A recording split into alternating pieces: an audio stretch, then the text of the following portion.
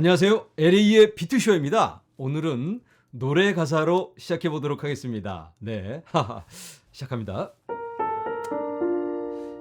머나먼 길을 찾아 여기에, 꿈을 찾아 여기에, 괴롭고도 험한 이 길을 왔는데, 화려한 도시를 그리며 찾아왔는데,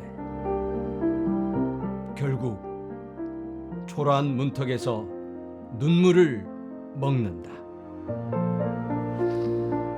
조용필의 꿈이었습니다. 이 세상 어디가 숲인지 어디가 늪인지 그 누구도 말을 안 씁니다.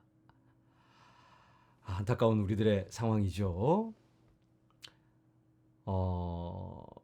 금융적 자유를 찾아서 우리가 이 험한 이 투자의 길을 왔는데 지금 초라한 문턱에서 눈물을 먹고 있지는 않나, 이런 생각이 들어서 오늘 여러분들과 함께 나눠봤습니다. 공감되시죠? 자, 어쨌든 우리 힘을 내야 할 것 같죠? 요즘 코인 투자자들이 많이 떠나갔습니다. 우리들도 당연히 힘들지만 요즘 거래소들이 힘들다고 합니다. 장사가 안 되니까 사람들이 거래를 안 하잖아요. 다 포기하고 나가버렸으니까. 그리고 남은 사람들은 존버한다고 그냥 꼭 붙들고 있습니다. 그러니까 매출이 안 올라요. 그래서 어려운 상황을 맞고 있다고 합니다. 화면에서 보시는 건 제미나이의 윙클보스 브라더입니다. 비트코인 빌리어네어 레이업 10%, 인플로이 직원의 10%를 정리해고 한다고 합니다. 지금 암호화폐의 겨울이기 때문에 어쩔 수가 없다, 이렇게 이야기를 하고 있는데 안타까운 상황이죠. 장사 안 되니까 직원 내보낸다, 이런 말인데요. 지금 제미나이만 그런 게 아니고 보시는 것처럼 코인베이스는 고용을 동결하고 수락된 구인 제한을 철회합니다. 이거 코인베이스에 취직됐다고 이제 기뻐하고 있는 사람들한테 전화해서 미안한데 이번에 어려울 것 같으니까 다음 기회에 다시 한번 또 지원해 주세요 하고 이제 철회하는 거죠. 이거 장사 안 되니까 어쩔 수 없다. 비용 절감에 더욱 적극적으로 나서게 되었다라고 합니다. 너도 나도 지금 암호화폐의 겨울이다, 어렵다. 사실 이 사람들은 어쩔 수가 없죠. 다음 달 또 6개월 후에 어떻게 될지를 정확하게 모르니까 안전하게 가야 되는 거죠. 우리들처럼 못 먹어도 고 이렇게는 할 수 없는 거죠. 직원들이 있으니까, 책임져야 할 직원들이 있으니까. 그런데 보면 이 거래소들이 꽤 짭짤합니다. 코인베이스가 작년에 IPO를 나가서 상장을 했잖아요. 이 주식 상장을 하게 되면 다 공개하게 돼 있습니다. 수익이 어디서 나오는지까지. 일반적으로 생각할 때 코인베이스가 손님들이 거래도 하지만 또 돈을 대출해 주기도 하고 여러 가지 비즈니스 모델이 있을 것 같긴 한데, 가장 큰 수익은 고객들의 거래 수수료라고 합니다. 그러니까 어마어마하게 받는 거죠. 제가 한번 이걸 뽑아봤는데 코인베이스 화면에 보시는 것처럼 수수료가 0.5%. 와, 이 4%대 이런 건 이제 입금하거나 크레딧 카드로 입금 또는 데비카드 이런 걸로 할 때 또 따로 수수료를 이제 부과하는 거고, 거래 수수료는 0.5%입니다. 어마어마한 거죠. 제미나이도 0.5%, FTX는 0.4% 정도 되는 것 같고요. 이건 다른 상품이고, 코인베이스 프로라고 있어요. 조금 더 저렴한데 이거는 0.4%. $10,000 미만일 경우. 테이커는 0.6%인데 메이커는 뭐냐면 예약 매도로 오더북에 이제 미리 사겠다, 팔겠다라고 미리 걸어놓은 그런 거래들을 얘기하는 겁니다. 그런 주문은 조금 싸게 받는 거고, 시장가로 매도 이렇게 하는 사람들한테는 또 이렇게 비싸게 받습니다. 0.6%. $10,000에서 $50,000 이 거래 금액은 0.4%. 싼 건 0.25%. 굉장히 높죠. $1,000,000 이상 넘어가야지 0.18% 정도 나와요. 그러니까 상대적으로 굉장히 높은데 한국 거래소는 저렴하잖아요. 0.1% 정도도 안 되는 걸로 아는데 업비트가 0.05%로 알고 있습니다. 업비트가 제일 싸죠. 서비스는 안 좋지만 수수료는 저렴한 걸로 아는데 바이낸스 같은 경우 바이낸스가 0.075%. 메이커 테이커 뭐 똑같습니다. 바이낸스는 뭐 어떻게 하든지 그냥 일률적으로 0.075%를 차지하고 VIP 고객들 좀 많이씩 하는 사람들한테는 조금 더 싸집니다. 그래도 뭐 0.675, 뭐 0.6 요 정도 되는 겁니다. 0.06. 한국 거래소에 비하면 비싼 거죠. 그리고 또 다른 해외 거래소 중에서 더 싼 데 아주 많이 있잖아요. 파이넥스도 0.05%로 하는데 이렇게 작은 거래소는 좀 더 싸게 공격적으로 하고 바이낸스도 저렴합니다. 굉장히 큰 거래소인데도. 그런데 코인베이스는 뭘 믿고 어디서 0.5%. 야, 얘네들은 정말 이러니까 장사가 안 되는 거죠. 여기 다시 한번 보면 거래소마다 다 안 되는 게 아니고 FTX는 요즘 잘 나갑니다. 또 주식 거래소까지 인수합병을 계획하고 있잖아요. 지금 쇼핑하고 있는데 FTX는 상대적으로 수수료가 낮습니다. 0.4% 그리고 이 밑으로 또 단계별로 낮아지는데 어쨌든 비싸게 받는 애들은 장사가 안 되는 겁니다. 시장이 안 좋은 것도 있지만 그래서 우리가 이렇게 뉴스에서 나오는 거 보면 뭐 크립토 윈터다 이거는 약간은 좀 편향된 그런 시각이다라고 볼 수가 있겠습니다. 그리고 또 오늘 이 뉴스가 나왔죠. 연준의 부의장 라엘 브레이나드 이 여성분인데 이 사람이 연준이 이 금리 인상을 잠깐 멈추는 건 굉장히 어렵다. very hard. hard to see the case. 그러니까 이건 뭐 현실적이지가 않다. 시장에서 기대하고 있는 건 6월, 7월에 0.5% 인상을 하고 9월의 상황 봐서 멈출 수 있지 않을까 이러한 견해도 있는데 거기에 대해서 딱 잘라서 이분이 그냥 어렵다라고 일침을 놔버립니다 오늘. 그래서 조금 실망스러운 그런 반응이 있습니다. 그런데 또 한 가지 또 뉴스가 있는데 JP 모건이 시장 어렵다 이거 이제 요즘 같은 경우 다 몸살이고 누가 투자하냐 그렇게 이야기를 했는데 발클레이라는 인베스트먼트 뱅크가 있습니다. 기업들을 상대로 하는 은행인데 이 은행의 투자자들의 계획을 보여주는데요.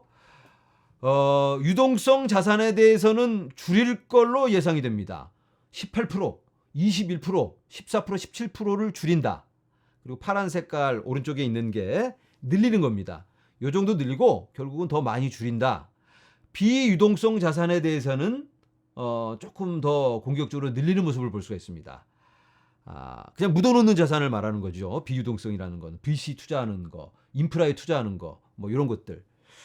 캐시라든가 금방금방 움직이는 이런 유동성 자산에 대해서는 줄이는 편입니다. 아니 지금 이렇게 시장이 어려운데 뭘 줄여? 캐시가 최고지 라고 생각할 수가 있겠는데 이건 이제 2022년 말까지 총 합계로 보자면 결국은 타이밍 봐서 들어갈 수가 있겠다라고 볼 수가 있는 거겠죠.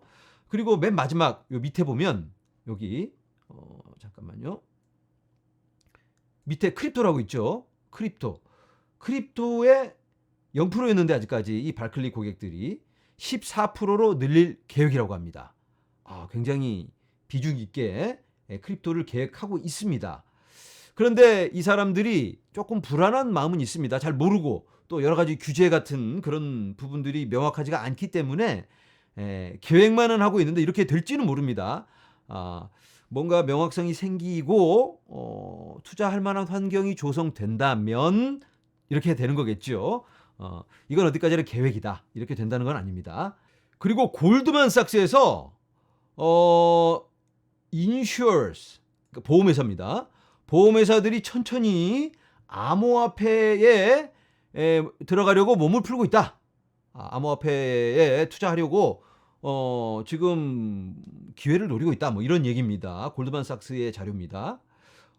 여기 보면 11%의 미국 보험회사들이 현재 투자를 하고 있거나 암호화폐에 투자를 하려고 고려하고 있다라고 합니다. 아니, 이렇게 상황이 어려운데 11%나 되는 보험회사들이, 놀랍죠? 그렇게 되면 암호화폐가 5위로 비중이 커지는 건데요. 프라이빗 에퀴티, 개인 자산, 그리고 상품, 이머징 마켓 자산, 그리고 부동산, 이렇게 투자를 하고 있는데, 보험회사의 이 자금이 어마어마하게 큽니다.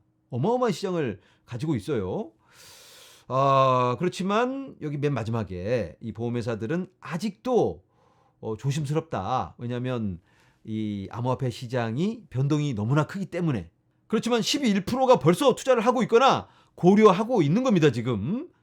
그러니까 결과적으로는 지금 당장은 준비가 되어 있지 않아서, 명확성이 없어서, 제도적인 준비가 되어 있지 않아서 어렵겠지만 결과적으로는 긍정적으로 볼 수밖에 없겠죠. 지난주 기관 투자 상황을 보도록 하겠습니다. 자, 마지막 막대기인데요. 지난주에는 또 매수를 했습니다. 지지난주에는 팔아먹더니 기관들이 이랬다 저랬다 지금 갈피를 못 잡고 있는 상황인데요. 여기 한번 보시면 지속적인 매수를 하다가 이때 매도로 돌아섰습니다. 그랬다가 다시 매수로 돌아섰다가 이때가 한 3달 전입니다. 3달 전부터는 2주 동안 매도, 또 2주는 크게 매수, 그리고 또 매도, 잠깐 멈칫하다 또 매도, 그러다가 다시 크게 매수, 매도, 매수. 그러니까 지금 기관들도 왔다 갔다 방향을 잡을 수가 없다. 기관들도 모르는 겁니다, 지금. 어디로 가야 될지. 그리고 여러 기관들마다 대응이 다르다라고 볼 수가 있겠습니다.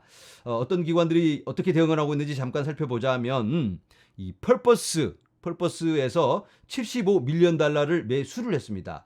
지난주에 이 친구들이 팔아먹은 친구들이에요. 다시 이 고객들의 수요가 있었던지 ETF 하는 친구들인데 매수를 다시 했습니다. 코인을 살펴보면 비트코인의 69.4, 그리고 이더리움은 마이너스 11.6, 멀티에셋 4.8, 솔라나는 1.8 플러스입니다. 지난주에는. 그리고 트론 0.4, 폴카닷 0.3, 칼다노 0.1, 리플 0.1, 그리고 다른 코인들의 22, 다른 코인들의 꽤 많이 매수를 했습니다. 그래서 전체적으로 87.4 플러스로 지난주에는 긍정적으로 기관들이 대응을 했습니다. 그리고 이 표를 차트 BTC라는 데서 오늘 트위터에 올려서 여러분들과 함께 나누려고 하는데요. 6월 2일입니다. 지금 미국 시간으로는 6월 2일 현재 비트코인 가격이 3267달러입니다. 올해 너무나도 지금 안타까운 상황인데 작년에는 굉장히 좋았죠. 그런데 작년과 비교해보면 작년 6월 2일에는 37,363달러. 그러니까 작년에 비해서 뭐 크게 떨어진 건 아니에요. 그리고 처음부터 보면 6월 2일 2011년부터 이때 비트코인이 10달러였습니다. 그런데 그 다음에 2012년에는 5달러 반토막이 났습니다. 정말 절망의 절망이었겠죠, 이때는. 그런데 그 다음 6월 2일에는 13년에 122달러로 떡상을 해버립니다. 그리고 2014년은 646달러. 그런데 이제 계속 올라가기만 하는 건 아니에요. 2015년에는 또 반토막이 넘게 나서 225달러 떨어집니다. 이때도 절망이었겠죠. 그런데 그 다음 2016년에는 536달러, 2017년에는 2424달러, 그리고 2018년 6월 2일, 2018년은 뭐 크립토 윈터 완전히 망하던 때인데도 비트코인이 7603달러, 2017년에 비해서 훨씬 높습니다. 2018년, 2019년 막 암울하던 때잖아요. 근데도 이 7600달러, 8700달러, 2020년에는 9800달러. 이게 평균 가격이 아니고 딱 6월 2일 그날 가격, 이걸 보여주는 거예요. 그러니까 우리가 보면 지금 좀 암울할 수 있겠지만 내년 6월 2일에는 비트코인 가격이 어디에 가 있을까요? 제가 가리고 있나요? 자, 이렇게. 지금 현재 3만 달러, 작년에 37,363달러입니다.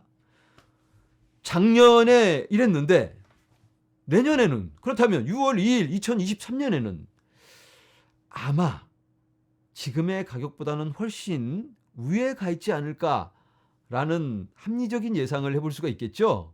이제는 여러분들이 주신 댓글을 몇 개 나눠보도록 하겠습니다. 슈아님, 희망회로 좋지만 한 방향으로만 피력하신 지 꽤 오래되셨는데 그 안에 그 말을 믿고 따라가시는 분들의 마음이 어떨지에 대해서도 생각해 보셨으면 합니다. 네, 다음. 가격 다 죽을 때까지 좋은 이야기만 하고 악재는 슬쩍만 말하고 팔 시기를 놓치니까 그런 거죠. 몇 년, 결코 짧은 시간 아닙니다. 경제방송에서 경제 튼튼하니까 주식 계속 사라고 하는 증권맨이랑 뭐가 다른가요? 네. 뭐 이런 건 악플은 아닙니다. 다른 관점인 거죠.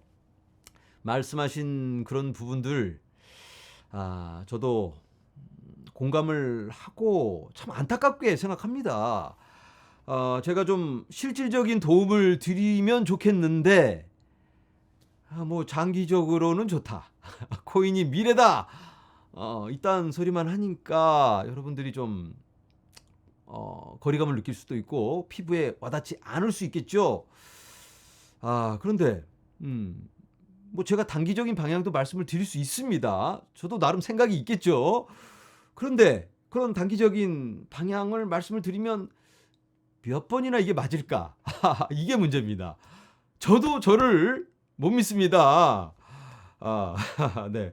그런데 월가의 전문가들도 작년에 살펴봤잖아요. 75개의 헤지펀드 매니저들도 그 날고 기는 어마어마한 실력자들도 75개 중에 5개만 S&P 500보다 실적이 좋았습니다. 작년에. 그런데 뭐 우리 같은 동네 유튜버들이 뭘 알겠습니까? 제가 그래도 이 흘러가는 상황에 대해서는 나름 객관적으로 말씀을 드리고 있습니다. 금리가 어떻게 진행되고 있는지, 시장의 예측은 어떤지, 또 기관들은 어떻게 지금 대응하고 있는지, 이더리움 머지란 게 뭔지, 또 카다노 하드포크란 어떤 의미가 있을까, 이런 정보를 드리면서 혹시 제가 이 단기적인 방향에 대해서 언급을 한다면 그건 이 장기적인 틀 안에서 추가 매수를 한다든지 현금 보유를 위해서 어느 정도 매도를 하면 어떨까, 이 정도 선에서 말씀을 드리는 겁니다. 뭐 칼 같은 타이밍 이런 것보다는 요 정도면 좋은 가격대가 아닐까. 얼마 전에 비트코인이 25,000달러까지 찍고 올라왔었잖아요. 지금 뭐 29,000, 뭐 3만 이 정도 와 있는데 벌써 우리가 바닥 찍고 이제는 버티고만 있다가 이제 갈 길을 갈지, 아니면 한 번 더, 좀 더 밑에까지 가서 바닥을 찾을지는 알 수가 없습니다. 다만 여러 가지 지표로 봤을 때 지금이 바닥 아니면 뭐 바닥 어디 근처가 아닐까, 이 정도로 제가 말씀을 드리고 있는 겁니다.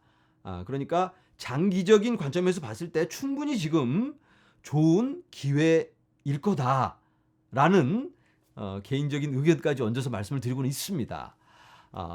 저도 여러분들과 똑같은 개미 투자자입니다. 다만 제가 미리 정보들을 취합해서 여러분들께 요약 정리를 해드리고 있다, 이렇게 이해하시면 좋을 것 같은데, 여러분 사장님들은 바빠서 일일이 신문 기사 이런 거 못 보잖아요. 능력 있는 아랫사람 하나 고용해서 브리핑을 받습니다. 미스터 아리, 그래서 오늘 뭐 중요한 뉴스 뭔데? 하고 이렇게 딱 앉아서 커피 마시면서 그래 하면서 이렇게 브리핑을 받잖아요. 그러니까 여러분들이 사장님이고 저는 여러분들을 위해서 열심히 공부해서 브리핑 해드리는 그런 직원이다, 이렇게 보시면 좋지 않을까라는 생각이 듭니다. 네, 오늘의 내용 정리해봅니다. 지금 코인의 방향성은 없습니다. 거시적 경제의 틀 안에서 횡보만을 하고 있는 상황입니다. 시장에는 여전히 부정적인 예상이 지배적입니다. 우리 채널에서야 긍정적인 관점에 대해서도 보험회사가 어쩌고 기관들 또 이 은행들은 다른 접근을 하고 있다, 준비하고 있다라고 말씀을 드리긴 하지만 여전히 전반적인 시장에서는 부정적인 견해가 훨씬 많습니다. 우리는 언제나 선택의 기로에 서 있습니다. 어쩌면 지금이 또 다른 선택의 시간이 아닐까라는 생각이 드는데요. 단기적 선택을 하시던 장기적 선택을 하시던 여러분들의 선택 꼭 좋은 결과로 성공 투자로 연결되기를 간절히 제가 바랍니다. 오늘은 여기서 인사드립니다. 여러분 감사합니다.